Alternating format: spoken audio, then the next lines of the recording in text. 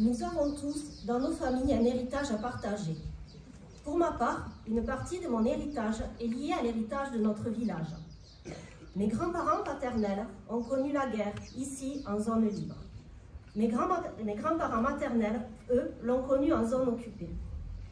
L'héritage que je souhaite partager avec vous aujourd'hui est celui de mes grands-parents paternels.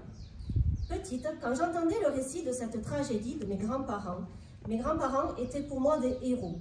En grandissant, j'ai compris la violence et la peur dans laquelle ils ont vécu.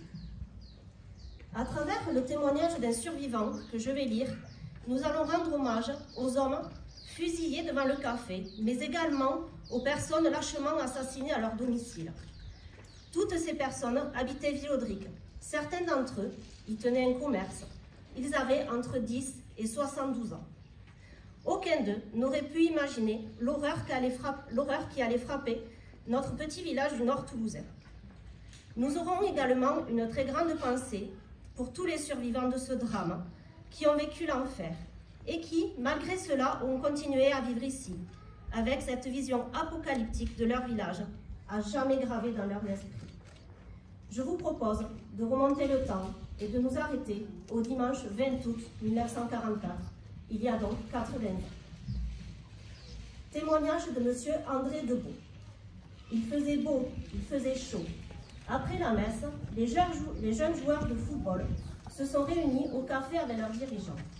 Vers midi, au moment de rentrer, chacun d'entre nous, chez nous, nous avons promis de nous entraîner l'après-midi dans le parc du château. En sortant du café, nous avons vu arriver une colonne allemande avec camions et armes sur affût. Elle venait par la côte du cimetière et s'est éparpillée dans la rue du village. Personne ne s'est méfié, rien ne semblait anormal. Nous avions eu au château et tout s'était bien passé. Ce qui fait que nous les avons laissés à leur camion et chacun est rentré chez soi pour le repas du midi. Il faut préciser que ma belle-mère et la famille résidaient à l'aplomb du monument aux morts, au ras du château. Jusqu'à 2 heures passées, tout était calme et le prêtre s'apprêtait à dire les vêpres. Il a appelé mon petit beau-frère pour servir. D'après ce que j'ai appris, les officiers, après le repas, étaient descendus chez Marius Garrigue pour discuter de la reddition.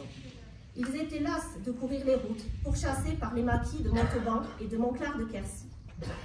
Mais l'imprévu a été que 3 jeunes de Fronton rentraient chez eux, drapeau tricolore en tête. Il y avait Alain de Falguière qui conduisait, et à la vue de la colonne a essayé de tourner son camion sur la route. Il n'a pu terminer sa manœuvre, fauché par le tir de la sentinelle de fin de convoi. Ont-ils tiré eux aussi? Je ne sais pas, mais cela a déclenché le branle-bas de combat dans la colonne allemande. Les terroristes nous attaquent.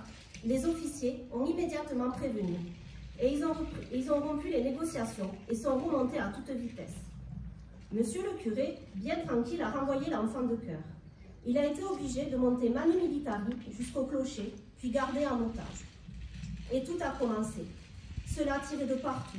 Sur le pont-tête, il y avait 2 mitrailleuses. Sur le terre-plein du monument aux morts, une autre qui arrosait les bois de la Marinière et le coteau du ruisseau. Les hommes du village étaient retournés au café, comme chaque dimanche. Les Allemands sont entrés dans la salle, en tirant, puis ils les ont fait sortir. Au fur et à mesure qu'ils franchissaient la porte, ils étaient abattus rageusement. Cela a duré plus d'1 demi-heure et le temps semblait long. Il y a eu ensuite un bruit de camion qui démarrait, mais personne ne n'osait sortir. Monsieur le curé m'a appelé et tous deux nous sommes partis voir si l'on avait besoin de nous. Il était anxieux. Chez Madame Olivier, je suis montée voir par la fenêtre ouverte. Elle n'avait plus besoin de nous, hélas. Sa tête était détachée du tronc. Mais le plus terrible nous attendait en descendant la rue du village, jonchée de douilles.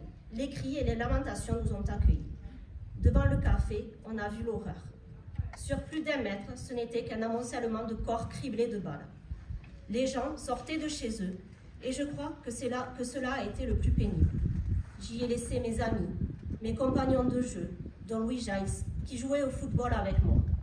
Je n'ai pu supporter plus longtemps ce spectacle, auquel je me sentais impuissant à consoler. Devant le château, restaient 2 camions encore chargés, mais plus un Allemand en vue. Nous avons appris qu'ils avaient traversé un vil mur désert et ont été décimés après Montclar.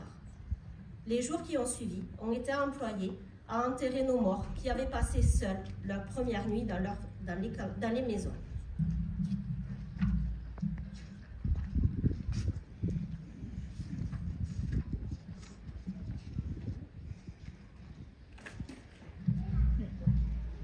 En mémoire aux victimes, présents devant le café et fusillés à leur sortie. Monsieur Henri Azéma, Monsieur Pierre Bruel, Monsieur Félix Carraro, Monsieur André Combette, Monsieur Fernand Fauré, Monsieur René Fourcade, Monsieur Joseph Gay, Monsieur Marius Casagne, Monsieur Emmanuel Gineste, Monsieur Louis Jaïs, Monsieur Jean Larocque, Monsieur Antoine Panassier, Monsieur Jean-Marie Porte, Monsieur François Sirvin, Monsieur Jean Vigourou. Tués au combat ou à leur domicile, Monsieur Alain de Falguière, Madame Anne Cladet, Madame Albertine Dast, Monsieur Marcel Liwara, Monsieur André Marron.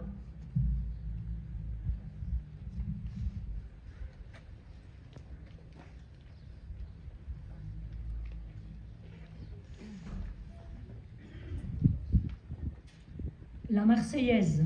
Attends, piano. Présentez. Hop.